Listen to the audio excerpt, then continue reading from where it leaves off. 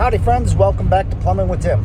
Well, it's that time of year again here in the great state of Kentucky where, yep, you got it, it's getting cold. So in today's video, I'm going to demonstrate to you how I go about winterizing the plumbing in someone's home. The temperature here this morning is about 24 degrees. Wind chill is almost in the teens. Let me show you what you got to do to get winterized inside a home for your plumbing and how we start it. First thing we want to do is locate where the water main to the house is, whether it's a well or on meter. And we want to go ahead and we want to shut the water main off to the property. That's how we want to start. Find any hydrants or spigots, open them up and let all the water pressure off of them. All right, first things first, if it has a hose connected to it, disconnect it. You don't want that pipe to have water froze inside of it. And disconnect it, always disconnect your hoses in the wintertime, no matter what. There's one bib. Open it up and keep it open. Another no-no, get them hoses off there. That water will get trapped up inside of that hydrant and it'll break that hydrant. That comes springtime, you'll turn it on and water will be pouring out inside underneath. Get this all opened up, leave them open, let that water drain out. Before we go in the house, I had to come back out of the van to warm up for a minute. It is the utmost importance when you are in a cold weather region. When you know it's going to get down at freezing temperatures, disconnect those hoses from those hydrants, because if water gets trapped up inside of those and it freezes, it's going to break that hydrant. It's not going to flood your house. Come springtime, when you go to use those, the water is going to leak inside the crawl space and stuff because it'll end up breaking the shaft on that. Always disconnect your water hoses in the wintertime. Next step when it comes to winterizing the plumbing in your home is to locate your water heater. In this case, it's in the garage. Let's go ahead and access it. There she is right there. So what we're going to do is go over to the electrical panel and we're going to locate where the breaker is to turn the power off to this.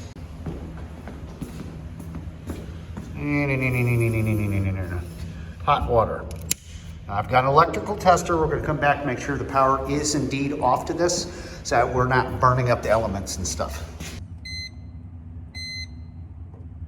Okay, we got enough power, we're good.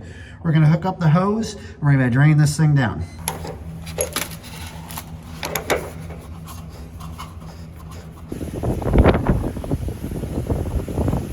Now we're back out in the house. It's a large house. We're gonna go down through and we're going to flush all the toilets and all the water out of them. We're going to take the tank lids off the toilet. My apprentice will be coming in here and getting rid of all the water in the tank as well as inside the bowl. There's 2.5 baths in here.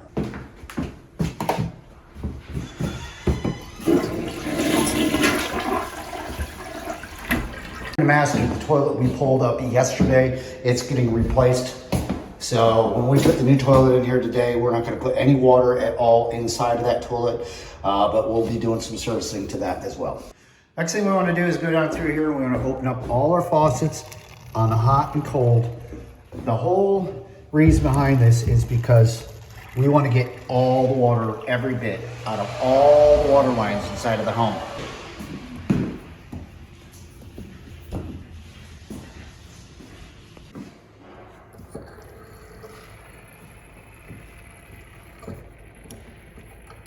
Keep that one right in the middle because it's a single handle kitchen faucet. If you're in a home that you're winterizing and you have tub shower valves or regular shower valves and they're single handles such as these deltas, do not open these up yet. Reason why is because these are pressure balanced. They have those little cylindrical bearings inside of there. And if you put air pressure on one side, it may lock that up on the hot side. You'll have to take and pull all that stuff out of there. I'll show you how to do this when we get to that point.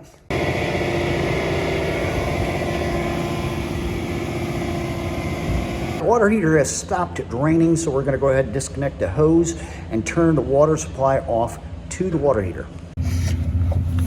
All right, guys, you still with me? If you've missed anything that I've talked about this whole time, go back, rewatch the video and stuff. You have to go through these stages. Other people do things a little differently.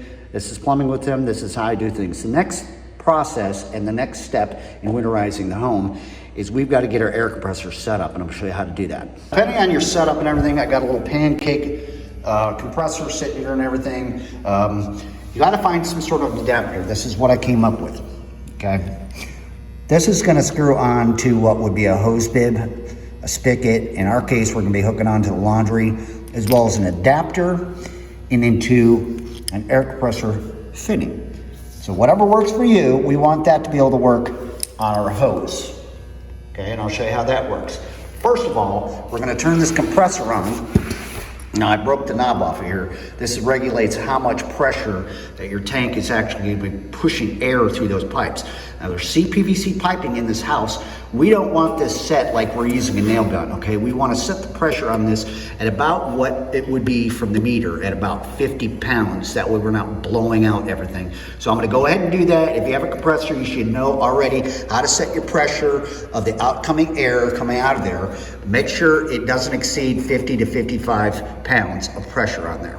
There you go. We got the tank pressure, outlet pressure set at about 50 pounds. That way we're not blowing these old pipes out and everything. Let's walk over to the laundry. Let me show you our next step. Okay, so this is a stackable washer dryer we pushed out of the way in its own room and everything. You see we got the cold side open on all the faucets in here. I'm gonna come over here with a needle nose pliers. We're gonna snip this little clip off of here. Okay, because this thing needs to come out. Our drain, and we'll set it aside. So I got a pair of channel locks, regular channel locks. We're gonna take the supply line off at the valve. There's a little rag underneath there. Most of the water pressure in here should be pretty much gone, but this is where we're gonna apply our air from the compressor so we can blow all the water to start with from the cold side, all the cold side out. Then we'll switch over and do the hot side. Okay, here's that made up adapter. This end is going to go over and connect to my cold side on my laundry. See, they're both in the off position. And this will connect to my hose that goes to my compressor. Take your time, nobody's in a hurry. Just get that on there. If you need to, just take a pair of channel locks, just snug it. Don't snap it. Remember, we're working with CPVC piping. Everything you look at it, it breaks, okay? Now, as soon as I plug that hose in, we're applying pressure. Ready? Let's do this. We're gonna open up that valve. Remember, the water is off to the house. All that stuff, all our hots in the house are off, okay? We're doing nothing more than blowing air out of the cold side, and all our fixtures as well as everything outside, like the hose bibs, the hydrants, all that stuff. So here we go.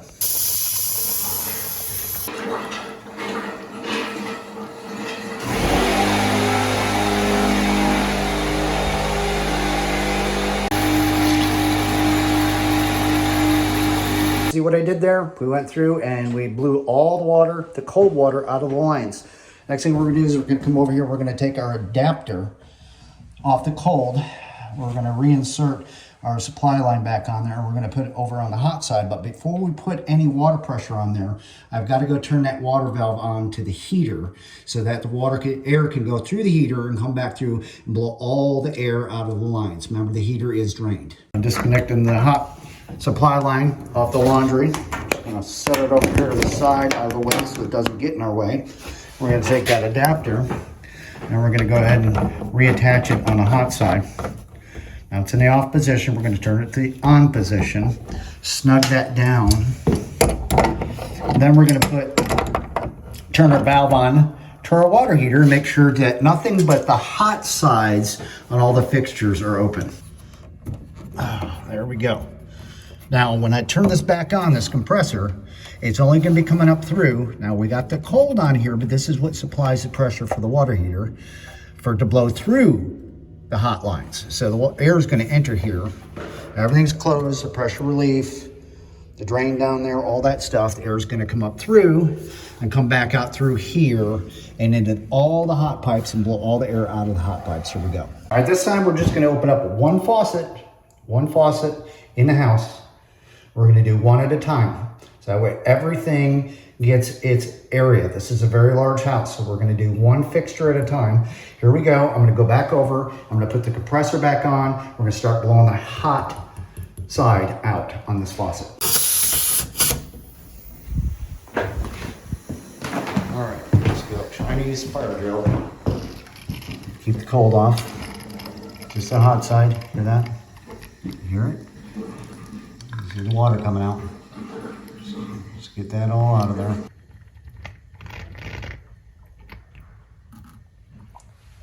Remember, we're going to turn that one off. We've got the kitchen open, so now we're going to direct our air through the kitchen. Back to those single handle tub and shower valves I was talking about. Okay, open them up halfway. Halfway. There's a pressure balance. Looks like we've gotten 99% of the water out of here. We'll do the other one, and then I'll show you the last step. It wasn't very hard at all, now was it? This is our last step, so pay attention. You're going to want to get yourselves probably at least 1 to 2 gallons of antifreeze. Not the stuff you put in your cars.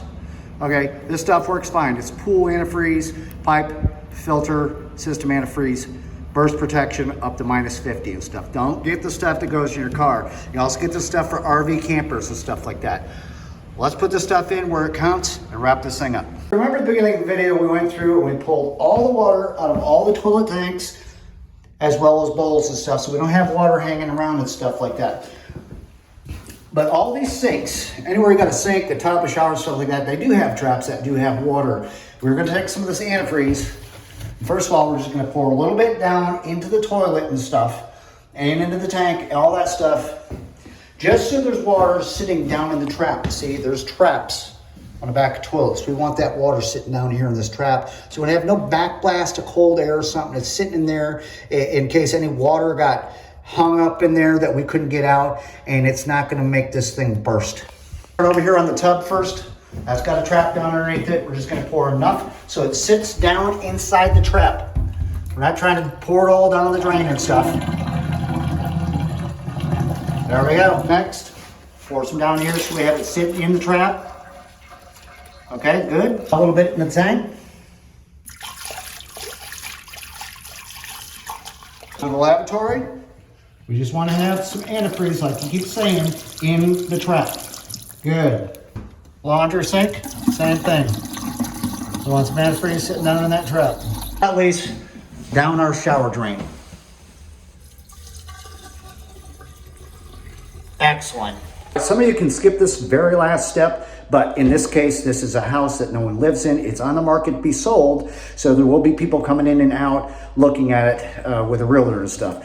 You're going to want to take either some blue painter tape, but in this case, we have some caution tape, and we just drape it over and put it over top of the fixtures to let people know not to touch anything in here. And then we'll leave a note on the counter in the kitchen saying that this house has been winterized, plumbing is off.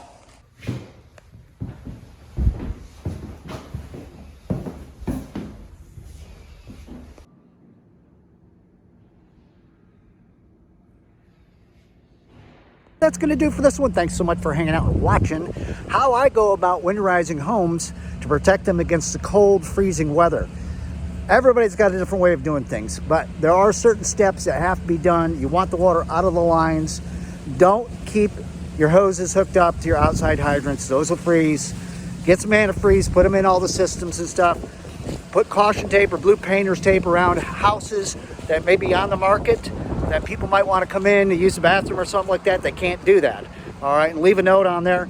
Cover your butt every step of the way. Got any comments, questions, leave them down below, and don't forget to keep plumbing.